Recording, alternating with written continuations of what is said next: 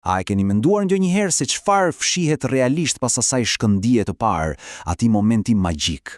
E pra, përtej poezisë dhe filmave romantik, ekziston një botë e tërë biologjike, një makineri e ndërlikuar që drejton lojën e dashurisë. Sot do të zbulojmë pikërisht këto forca të fshehura neurologjike, ato që komandojnë tërheqjen, pasionin e madje edhe lidhjen afatgjatë. Kjo është pyetje e famshme, apo jo? Është thjesht një trill, një rastësi, apo një reakcion i thellë i pashmangshëm biologjik? Për t'ju përgjigjur kësaj, do të bëjmë diçka interesante. Do të ndjekim historinë e një çifti, Ryanit dhe Nikolës. Do të shohim se si shkenca shpjegon çdo hap të vogël të romancës së tyre që nga i shikimi i parë. Mirë, le të zhytemi në histori. Imagjinoni skenën. Jemi në një bar sportiv. Ryani është aty me shokët, por papritur. Loja në ekran zhduket, zhurma shuhet. Pse?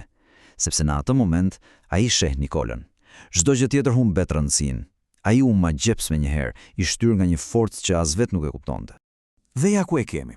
Ky nuk ishte një vendim i ndërgjegjshëm i tipit, më pëlqen ajo vajzë. Jo, as pak. Ishte një reakcion i pastër, i menjëhershëm, biologjik. Një pjesë e lashtë e trurit të tij, hipotalamusi, që kontrollon instinktet tona më bazike, u ndes si dritat e pemës së krishtlindjes. Ishte një sinjal i qartë dhe i fuqishëm vëmendje. Pra, çfarë ndodhi konkretisht?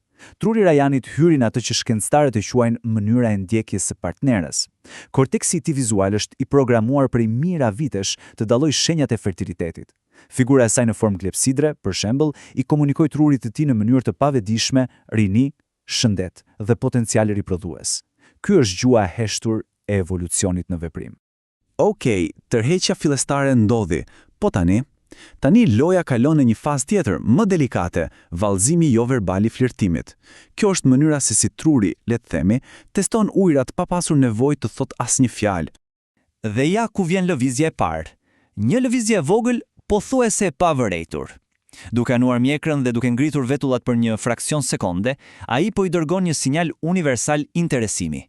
Është një ftesë e heshtur për të parë nëse ka një përgjigje. Dhe përgjigjja vjen. Nikola e kap sinjalin dhe i përgjigjet në të njëjtën gjuhë pa fjalë. Ajo ja kthen buzëqeshjen, por anon lehtësisht prapa. Ky është një reagim klasik, shumë domethënës. Pra, çfarë do të thotë gjithë ky shkëmbim? Është si një negociatë e heshtur. Ajo po thotë, po, të vura re dhe jam interesuar, por le të eci me ritmin tim. E gjithë kjo bisedë komplekse ndodh në vetëm pak sekonda, pa asnjë fjalë. E mahnitshme apo jo? Tani, ajo që është vërtet interesante këtu është se këto mikroflirtime nuk janë diçka që i mësojmë në shkollë. Ato janë pjesë e software-it ton, të paraprogramuara thellë brenda trurit ton të çiftësimit. Studiuesit kanë vërejtur saktësisht të njëjtat sinjale në kultura anë mban botës, nga fiset në Amazon të banorët e New Yorkut. Mirë, sytë dhe gjua e trupit e bën punën e tyre. Tani është radha e shisave të tjera të hyjnë në lojë. Ktu fillon testimi i vërtet i përputhshmërisë, në një nivel shumë të thellë, më kimik. Dëgjimi. Tingulli i zërit vepron si një filtr biologjik i fuqishëm. Kur Nikola foli, zëri i saj më i lartë e vendosi atë menjëherë në kategorinë partnere potenciale në trurin e Ryanit. Ndërkohë, zëri më i thellë i shokes së saj, Megit, edhe pse ishte i këndshëm, e kategorizoi atë si mike potenciale. Studimet e konfirmojnë se kjo preferencë është thuajse universale.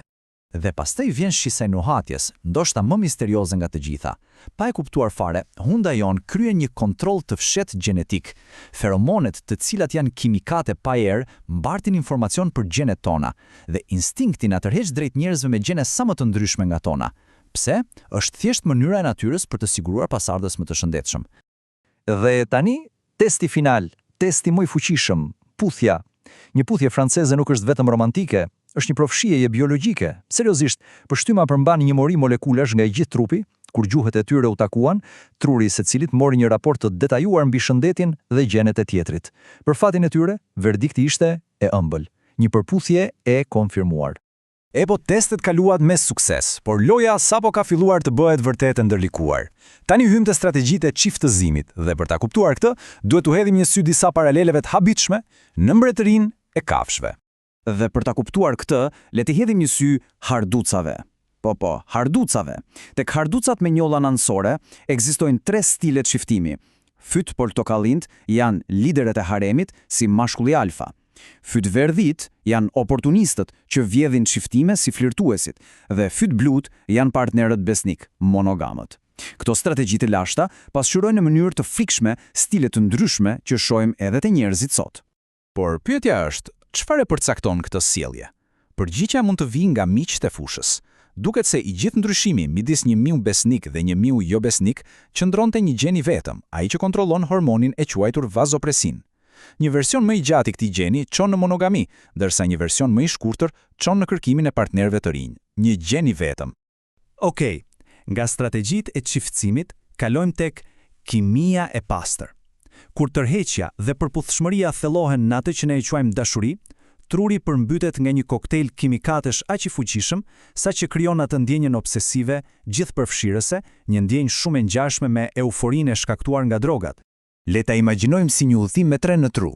Nisemi nga stacioni VTA ku prodhohet dopamina, kimikati i kënaqësisë.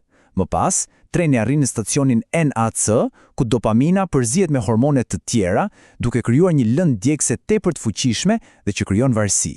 Dhe në fund, në stacionin CN, identiteti i personit të dashur gëdhendet në kujtesë, duke u bërë qendra e universit. Dhe për të kuptuar sa i fuqishëm është ky proces, mjafton të shohim këtë shifër. Një studim zbuloi se njerëzit e sapo dashuruar kalojnë deri në 85% të kohës së tyre të zgjimimit duke menduar për partnerin. Pra, truri bëhet praktikisht i fiksuar. Dashuria, në nivelin neurologjik, është një obsesion i bukur. Por, siç ndodh shpesh, asnjë histori dashurie nuk është e plot pa pak dram.